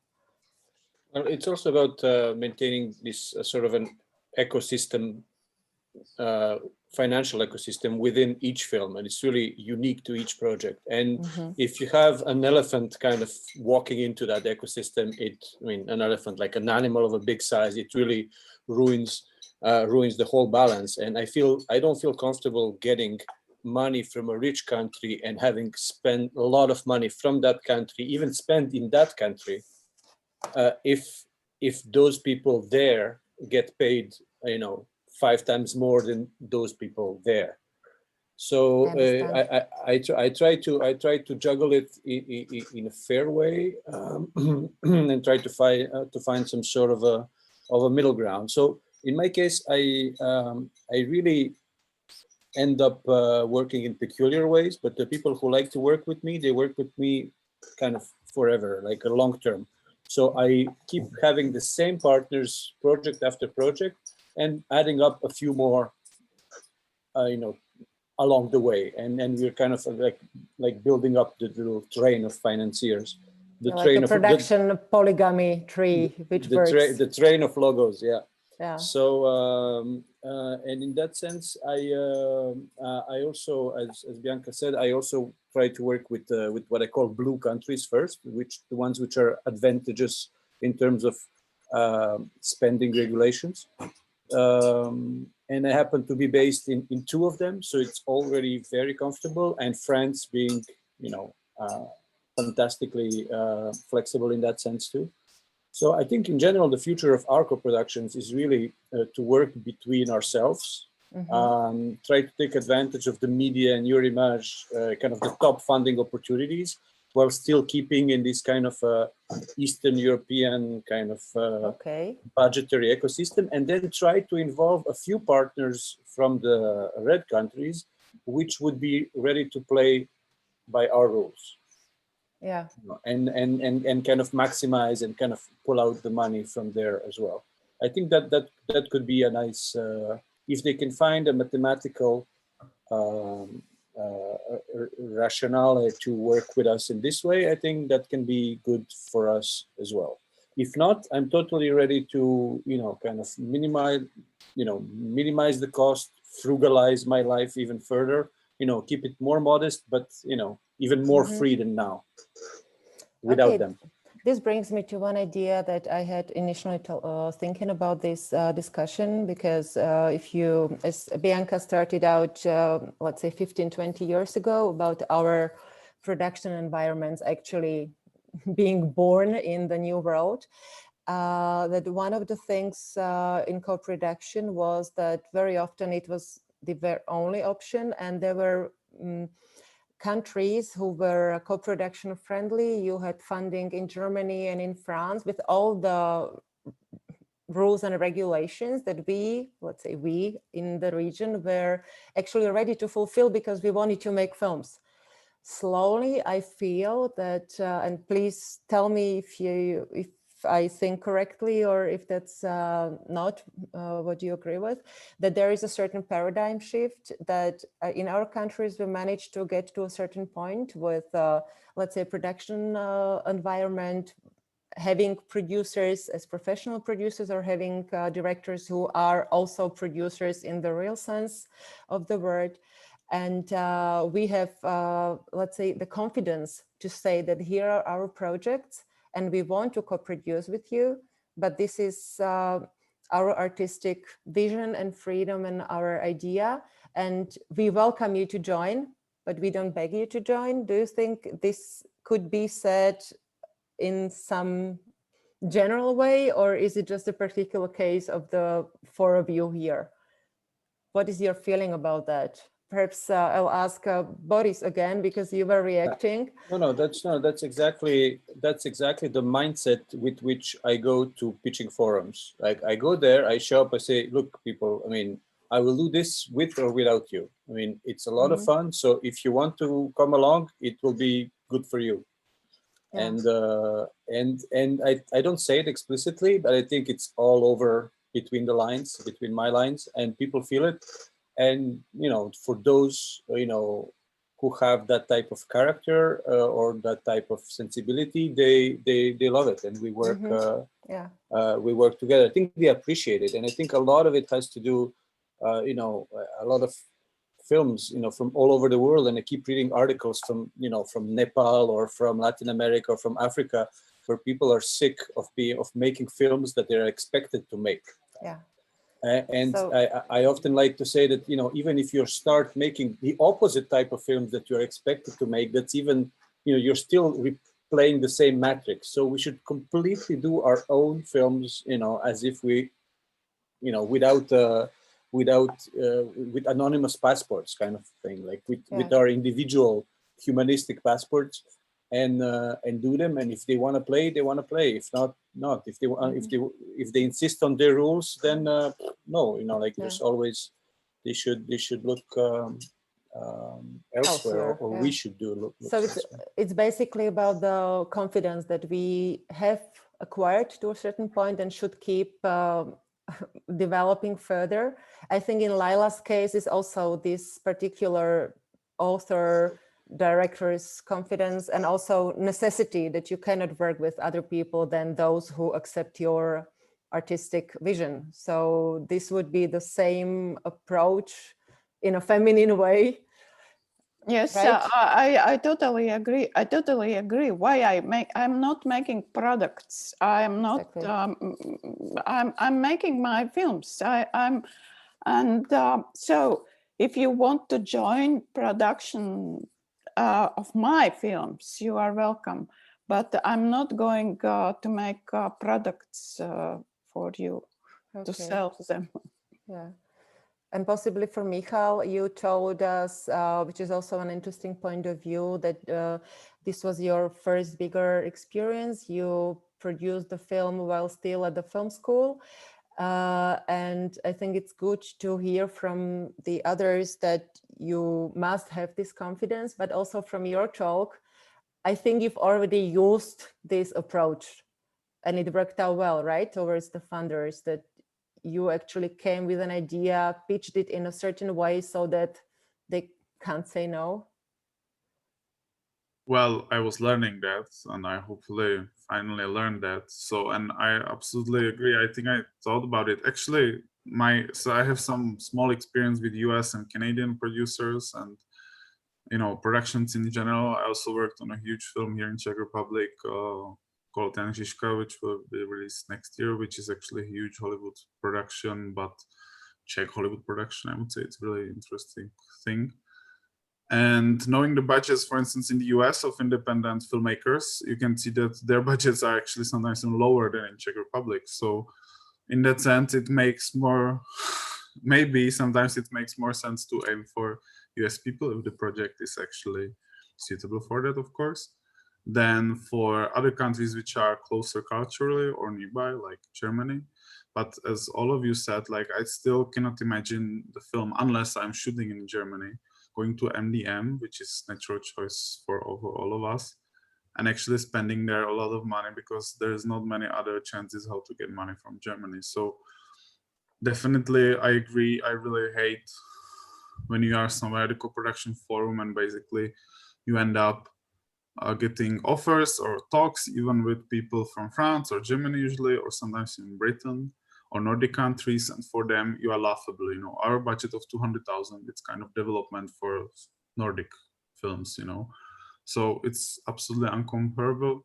But then there is also another perspective, which I think it's from my side, I would like to ask other participants like Boris, Bianca, and Leila. Sometimes I had a feeling when I was actually hearing pitchings from other countries which are even unfortunately poorer than us, like Africa, North Africa, or, you know, Southeast Asia, etc., that I felt like this colonist, because when I heard their budgets, you know, I was like, okay, maybe actually I can help you easily out because I'm in this sense the France, which will get half of the budget, bringing you, you know, less things. So actually, in that sense, I'm now trying to work on other films with my friends, actually, because that's advantage of FAMU here. I don't know how you have it in your countries, but in FAMU, there's a lot of foreigners who study the Czech program, actually, you know, in Czech. So naturally, actually, that's how I met Anna, of course, and Daria from Russia and Ukraine, but also we work with guys from Italy, running Czech projects, from Sweden. We did basically with our friends from Sweden, Czech film. And the same now applies, for instance, with Egypt. I'm trying to figure out co-production with Egypt, which is the same problem as you mentioned, because, for instance, in Egypt, there is no funding at all. They have only awards from festival, basically, from Cairo Film Festival, and some small pre-sales. And then you need to bring up a strategy, because when you come up to your fund and they are only financed by 20%, how can you explain to them with their traditional point of view, like, okay, guys, let's try to finance it, you know, because it's important to have this. The guy studied here and blah, blah, blah. You know. Okay, Michal, before I let the colleagues to reply, but there is one thing that made me sum up a little bit about the co-producers and the search for them. So all of you agree, and because I think we also need to deliver a word of advice for people listening and who might be considering searching for co-producers in the region or even outside of the region, which we actually agreed we don't have to differentiate that much in terms of real partners. You should keep the confidence on about your project. You don't be afraid to meet someone at a co-production for lead some negotiations and say no in the end. I think that's I think it's important to be said out loud, because especially if you are in the beginning or have less experience than the others, you might feel that this is the way because he or she knows more. And also that co-production is a long-term partnership. I think it's really great if you co-produce with someone and then continue working on other films, because it means you understand each other, but it's also not necessarily the automatic option, because your particular partner in another country might be a really great husband or wife, but not for this particular project. And in this case, I suppose the other side understands naturally because of the nature of your relationship. So I think developing these relationships through networking and going to these kind of events, through exchanging ideas and film script drafts, and also really providing each other references is very important. So that's how you basically right. keep it. Just I want to have one more comment, but yeah, please agree, gentleman, who goes first. Okay, I will just sum it up in one easy block. Please do.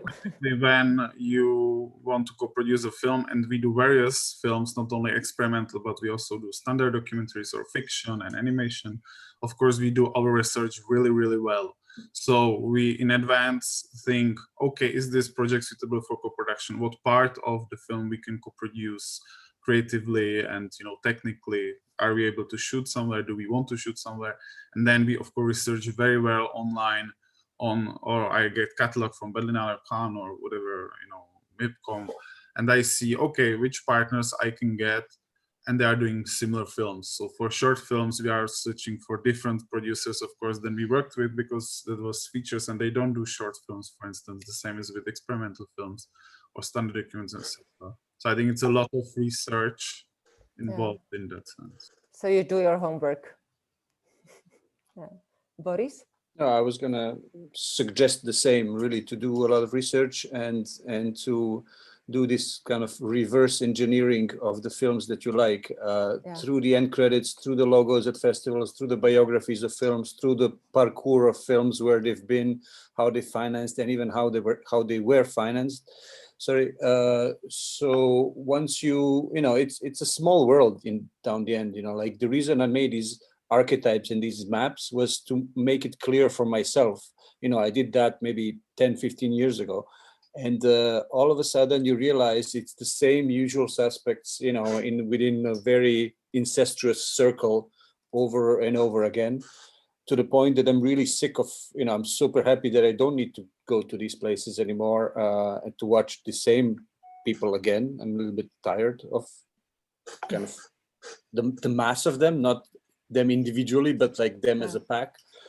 And I myself, I think we all are in a kind of slightly privileged position of being able to, send a few mails and send a few phone calls, and we talk directly to the people who we know would be interested in our new crazy ideas. But for beginners, it's very intimidating, but it shouldn't be.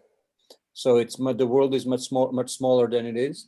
And I think we should always remember and keep our sense of entitlement in check, because we are making we have a very expensive and luxurious and ultimately unnecessary hobby that with which we drain public resources, to put life into our crazy ideas. And I think we should be very respectful of every little penny that we get and of every little second of time that we take from our audiences. And this is also something that I have in mind all the time. Like, I'm not afraid of being so confident to propose crazy ideas, but I know that when I propose a crazy idea and when I pick up some public money and when I steal somebody's time, I will deliver much more than they could ever thought possible. Okay, I have one more question, also talking about people who might not be that experienced. Very often I hear the very basic thing, I want to go to shoot to this particular country for this and this reason, so I need a co-producer. But it's not necessarily the case. I mean, all of you were shooting in countries where you did not have a co-producer in this particular sense of the word. And you have partners. So you search for local partners for whatever reason. And I see Bianca waving, so I'd like her to react, please. No, I was just saying that not all of us. So we were shooting in co-production countries. Well, I was shooting. Okay, but we have Boris and Laila and also Michal. This is the case where Touch Me Now does not apply, but you were shooting in many countries, and as Laila, as far as Azerbaijan, for example, you mentioned the situation with co-production idea, but you also shot in Hong Kong. China. In China. In China as well. Yeah, so those countries, for many reasons, might not be the ideal or the relevant or practical co-production countries, but also filmmakers need to know or realize that it's also possible without having a co-producer, which involves different kinds of relationships, which are still similar. Can you perhaps give some notes on that? Because that might be interesting. Many people don't think out of this co-production idea. Like for my film Spoon, it was like this. I needed to go to this particular country. So it was not possible to co-produce, and there is not always need to, as you said, to co-produce if you go somewhere to shoot. But anyway, I couldn't organize this shooting with a lot of permissions from abroad, from Latvia. So for each country, it's a different way how you approach, because I will try short, but like for Azerbaijan, I tried to go through film production companies, and like most logical way, but it came out that they that I need something like something more, because it's a really strange and interesting country. And we realized that it's better work to go through agency. We went through agency because they have even more contacts. They're like very creative in a way how to get what is not possible to get. And so, through agency contacted the Ministry of Culture and Ministry of Culture, because it's ministry in Azerbaijan. They opened for us almost all the doors.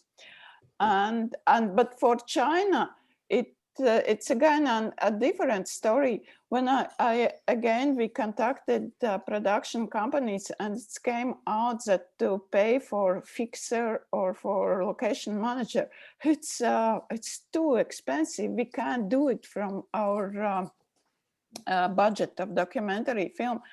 And then I contacted my distributor of my fiction film, who was from Hong Kong. I asked him what to do.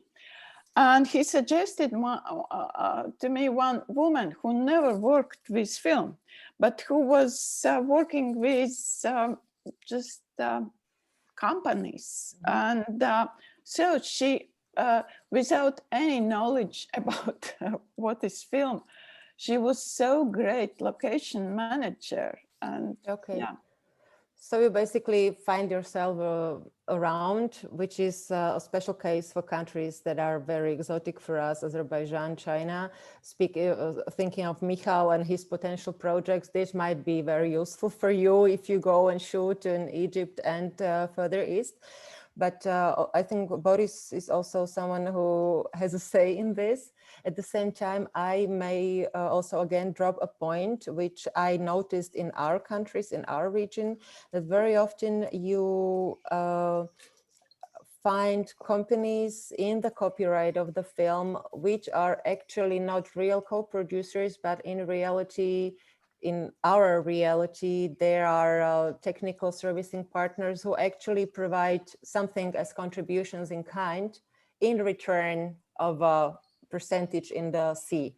So I just want to drop this as a line because I think this happens a lot, but very often it's about partnerships and servicing, right?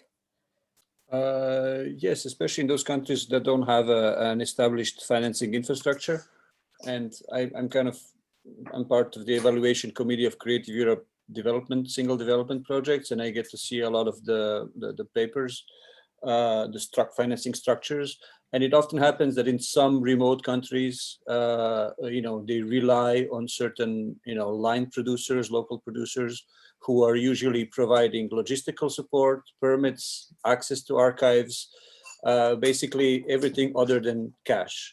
And which is absolutely crucial to the film, and but it's not accountable in terms of money. But this is why the producer has to generate a sufficient amount of free money to be spent anywhere, including especially cash, including private money. Like I never made a difference between. I don't even have two different pockets for my private money and the film money. Like it's kind of the same thing to me. But definitely we must have work with free, limitless money. And with good fixers. I worked for 5 years as a fixer for the biggest international kind of journalist in media before entering journalism, and it makes a whole difference. With whom you are actually, who is translating the situation on the ground for you. But as a general comment, I would say that whatever the budget, we should make our limitations feel intentional or natural. So you just rig the dramaturgy in a slight way, and all of a sudden the impossibility to get some funds or to get some access or to get something becomes completely justified. So that's when creative dramaturgy comes into the game. And this is why I like to control both sides. For me, it's also, creative producing and creative directing are very intricately linked. And I know my limitations on the financing side, but I solve them with dramaturgy. And if you talk about travel costs, I filmed in 62 countries. The footage of nothing with 0 travel costs. So it's absolutely possible today to be very flexible, very creative, and it's all about problem solving ultimately. Stanley Kubrick said that filmmaking is, problem solving. And I read somewhere that, one of the definitions of happiness is solving problems. So, you need to be kind of happy with the problems and with the problems that you're solving. There needs to be a little masochistic pleasure in solving all those problems, rather than complaining and whining and comparing yourself to others. Yeah, and basically, Bianca, you, as you said, all of your co-producers are your real co-producers. We are not talking about these kind of partners or contributions in kind. So in the lifeline of the film, if you compare you said that the line of the countries is in the order of financial contribution, but not necessarily following the timeline when they entered. So for example, Czech Republic was a co-producer which came on board in the final part towards the post-production, right? So you managed to fulfill this need with Czech co-production altogether. Yes, not entirely, but yes. I mean, the Czech Republic came in at a later stage and with much needed support. It was one of those cases where it was really important that the Czech Film Fund was, or the fund regulations were allowing for a spend not to be made 100% in the Czech Republic. So we did the sound post-production in the Czech Republic, but it also helped to support the editing of the film. So it was a mix. By the time we finished shooting the entire shooting, because the shooting took place during 3 years, in 2015, 2016, and 2017, and it was intermingled with periods of editing. So we shot the principal photography in 2015, then Adina went into editing. In 2016, we shot the second part in Germany, and then another period of editing followed. And in 2017, we had just 2 more shooting days in Bulgaria, which were basically piecing together the last, let's say, scenes that we needed in order to piece the puzzle together. So, of course, in terms of funding, it was it was the first time we were dealing, like all of the co-producers were dealing with such a process. So it was really a trial and error most of the times. So we relied a lot on finding a co-producer that would close financing, because we knew we needed to spend, we had the budget to do the film up until the shooting, and then we needed to search for additional financing. So that's what we decided. We would invest everything to make the film happen, so that we will have something to show that would be potentially good enough to generate new financing. So it was a bet that we all did. For me, it wasn't a bet. I mean, I was super sure that we're gonna manage to finance the film up until the end. We didn't. So it was a very long process in terms of financing. I sort of said that we could get, for instance, the Cinelink work in progress. Yes, you are freezing. Can you still hear me? My connection was a bit unstable. Yeah, now we can hear you again. I mean, the picture is freezing at some points, but we can hear you. So about Cinelink, yes? Yeah. So the idea to finance post-production was to find a co-producer that would be able to support part of the post-production and then apply to grants. And this grant was the Cinelink Work in Progress Award given by the Post Republic. It's in kind services in the Post Republic in Berlin. And we did get it, but we got it ex aequo with a Lebanese film. So we got only half of the prize money. So there were all sorts of things, that happened on the way that were not that were the plan, but it wasn't all the plan. It was a good plan, but something happened, and life happened, I guess. So we constantly had to adapt to this, and there was a lot of in-kind from all the co-producers, and there are still some salaries left unpaid. So it's not, it's not this, how can I say, glamorous production where you say 5 countries co-production, oh, this must have made tons of money and from production. No, it was piecing together, realizing how to make it work, how to sustain it up until the end. So Okay. yeah. Yeah, and also now you lead me. I remember I was in Sarajevo when Touch Me Now to go to the award with the Lebanese. So I remember that, and since then you manage, which is great. Now you mentioned a thing that I would like to.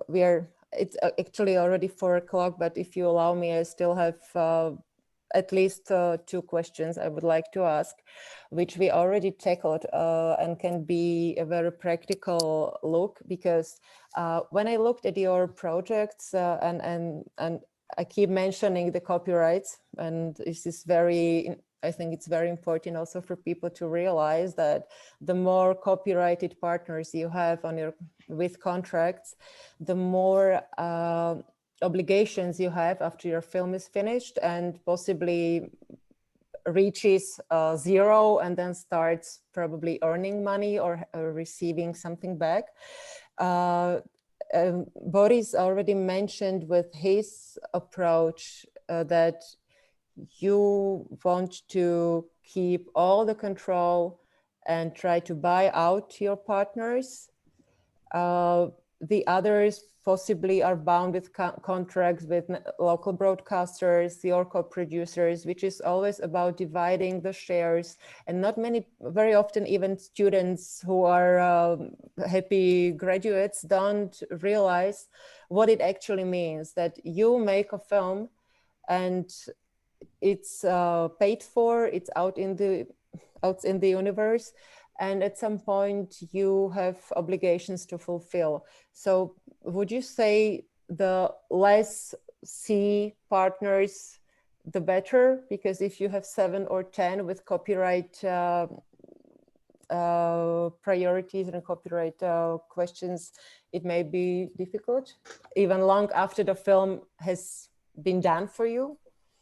Very practical thing, or perhaps some things to watch out for producers when it's thinking about that.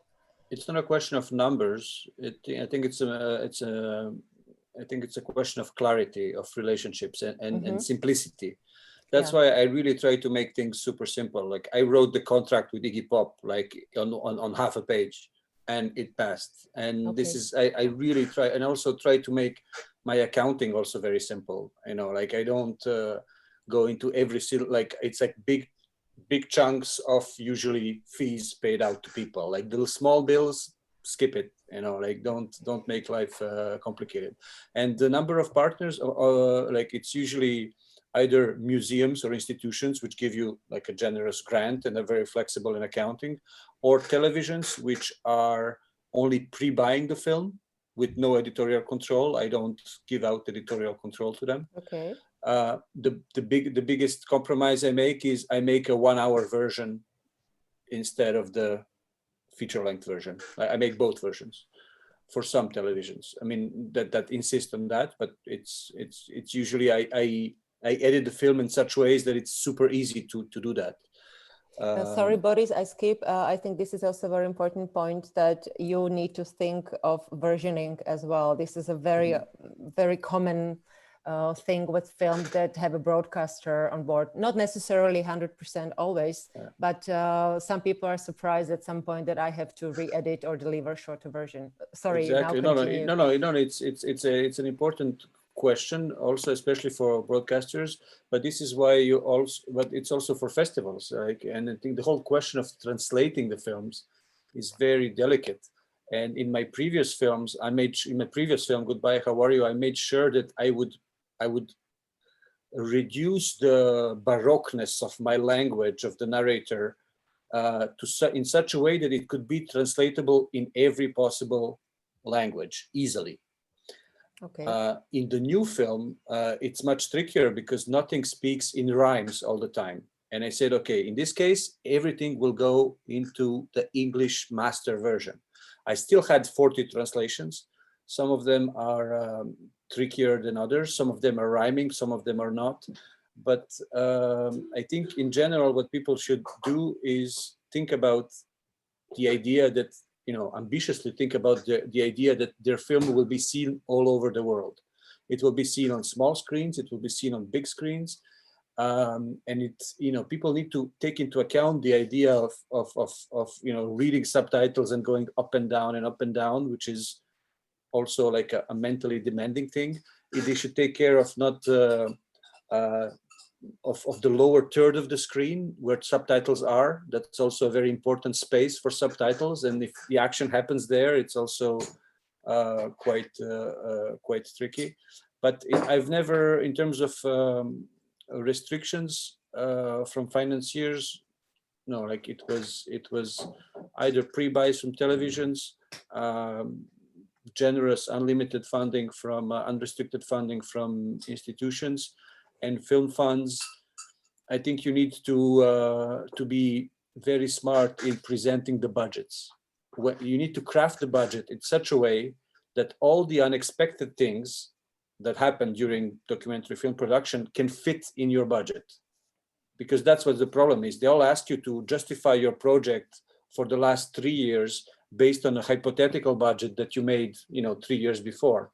So that budget needs to be so flexible and so kind of generic and so adaptable that you need to, juggle all the expenses into that budget, because they, for some bureaucratic reason, they don't allow you to change the original budget too much.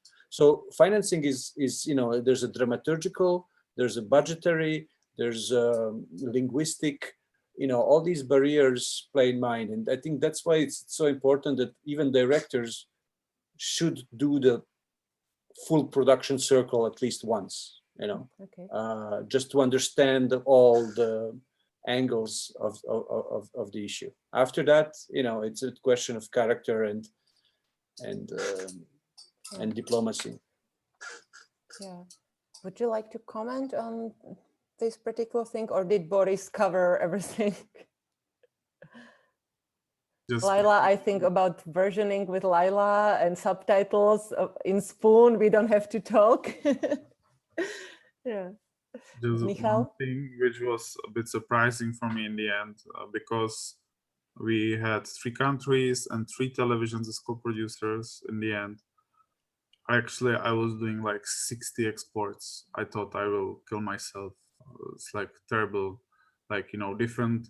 Actually, even Slovak TV specifically wanted different ending credits. So we need to re-export the whole version differently because they wanted some specific Slovak things to be at the end. So that was really like thing to really know your budgeting when you are co-producing, because you need to have not only subtitles or dubbing versions, but also different credits, opening and ending, etc. For cinema or TV. Exactly, they also sometimes want different stuff. TV doesn't. In Czech TV, for instance, they don't allow some how do you call it, like spots for other co-producers or funding. It's the whole bunch of terrible things to do. So this can actually eat your budget. We were fortunate that our partners in Latvia who did the visual post-production actually were very friendly. But in normal terms, 60 exports, I think it would be impossible to. It will be as costly as actually the whole documentary in the end. So this is something to watch or be careful about. Yeah, Bianca? I just want to say, yeah, I completely agree with Michal, and we've also been through having to deliver the film to all of the financiers plus 40 countries of distribution, of theatrical distribution, and HBO Romania. So yeah, each distributor has their own specifications. But what I wanted to say also, and it relates to also to dossiers and when you ask for money, but also when you deliver the film, and in general when you work with financiers, I think, who have specific sets of rules. I think what's most important is to really understand the nature of the film you are doing and its unique approach, because yeah, as much as we want to standardize everything so that we can make it easier for producers to produce and for directors to direct, it's really not the case. And this is where I agree with Boris about the standard fees and not working, with standard fees. Of course, it really depends on the type of filmmaking that you're doing. But in our specific cases, I just wanted to say that it's really important to know that the rules can be bent. I'm not saying that we need to go each time and say, I want to break this rule. It's not about breaking rules, it's about bending rules that are just structures of guidelines. And sometimes if your project doesn't fit the guidelines, it doesn't mean that your project is wrong or that your project is not meant to be financed and stuff like that. And you can always question, of course, this it really matters how you question, but you can always question and approach the people who are meant to give you money ahead of giving you money in order to ask and sometimes maybe negotiate the terms, because maybe they don't need all those deliverables. When you have a sales agent contract and they give you a list of deliverables of 2 pages, maybe they actually won't use all of them because your film will not sell to 20 televisions, or will not require dubbing and stuff. So yeah, I think it's really important to say that you need to go through and adapt to your own experience and then communicate that with the people that are requiring things from your side. Mm-hmm. Thank you, Bianca. I was also thinking, Boris, you made a really start of this debate with very many references, because I was thinking of your overall standard in industry practice, which is basically the thing that you just said: use your own creative mind and your love for the project to communicate what you need. And actually, you've provided quite some interesting, experience and notes, and also some recommendations, even warnings to watch out for people to co-produce. And I was trying to formulate some final word, because I think we don't really have to go much deeper. Otherwise, there are topics, but we would be sitting here for hours. But what I see from what we just said, also based on the, may I call it, the paradigm shift that we mentioned earlier, that when the topic of this debate was co-producing or Central Eastern European producers co-producing out of the usual suspects box, is actually a question about the projects themselves, that we are now confident enough to come up with a story and search for whoever is best for the film, irrespective of which country he or she or the partner comes from, that you are not necessarily bound to your region, but you have a project to go with it, and then you adapt to whatever the project needs. It's not necessarily that we are stuck here, and very rarely we go to Norway, to France, to Germany, or to Asia. But now you follow your project. So you don't think in terms of, now I'm regional and tomorrow I'm not regional. Is that correct? I myself, yeah, I would say that each project is an absolutely, unique piece of puzzle. And I would not even insist on maximizing the financing, even if it were easy. I always tell myself, look, like, maybe I'm done with filmmaking, maybe this nothing thing was enough. It's satisfying. It was a great experience. I said what I had to say, and boom. But then I say, but come on, like, based on the success of that film, I could relatively easily finance another one. So the question is, yeah, like, but would I do it if I don't get an equal amount of inspiration or higher? Okay. I wouldn't. So in a strange way, I did. So I will do at least one more film. But the question now the question, I don't even think about where to find the money. For me, it's in an amazing way, it's still the same as it is in the beginning, which is, you know, about like personal motivation, you know.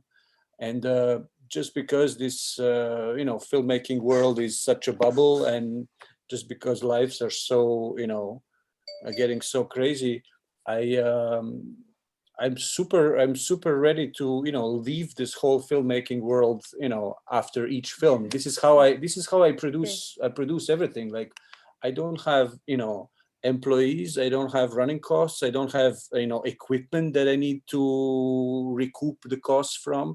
I really wrap things up in such a way that after each film, poof, I can exit. If not inspired, I exit. If inspired, another round, ding ding.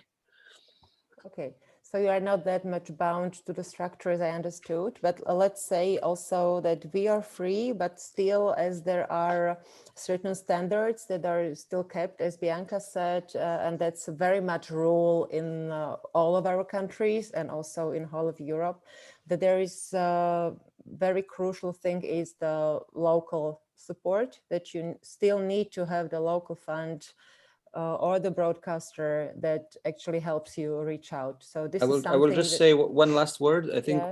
we did a good example, a very positive example here in Serbia. We established this association of documentary filmmakers maybe 4 years ago. Before that, it was kind of mostly me trying to explain, doing this kind of comparative analysis of different experiences from all over the world, trying to knock and convince on the Film Center Serbia door. And we did over time, you know, from zero funding, now we have full funding, announced, decent money, clear evaluation committees, you know, like in a sense of solidarity among the documentary community about all issues. And we intervene, you know, all the time. You know, today the discussion, the whole morning was who is going to be our representative in the National Oscar Candidate Committee. You know, there's no documentary that would apply, but still we want to be there just for them to get used to us being involved and having a voice in the on every issue. Yeah. So I think what's encouraging, I teach a lot really all over the world, and I really try to tell people it takes a couple of successful films and a few people to mount a sort of like an initiative that can grow very strong and influential, and that can establish super comfortable infrastructure within a few years. Really, I mean, it happened to us in amazing ways. And when there used to be a time when Croatian Film Center was a super model to look up to, and Serbia was very bad, and now it's the opposite. So things change for the better or for the worse, unfortunately. Yeah. I understand. I think that's the case in many of our countries, but the important thing is the attitude and these initiatives. I do the same with our association in Slovakia. And as Bianca said, there are also now producers, also production environment is developing in a good way. I suppose Lila is going her own way, but still has her relations with the local funds. And Michal is growing with his experiences with Czech fund, Slovak fund, and other funds. So I'd like to just express one big thank you. I hope you also enjoyed the discussion the way I did. And it's interesting to have 4 so different people and yet very similar towards in their love for cinema. Bianca, thanks a lot. Thank you. Good luck with all the producer colleagues in Romania. It was a really nice conversation and full of input for me. Yeah, so thanks a lot to everybody. Yeah. Boris, thanks for all the comments and very nice and up to the point practical things with all the spirits. I think that is also an inspiration for many, for me at least.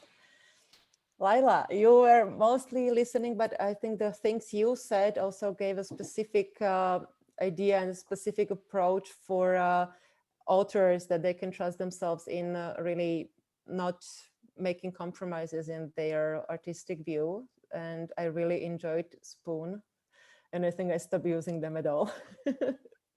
Thanks a lot. Yeah.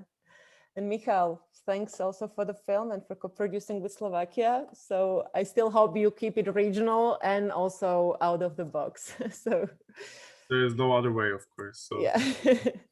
Thank you very much again to all. And we did not have many questions, but I hope the reason is that we actually covered everything by ourselves.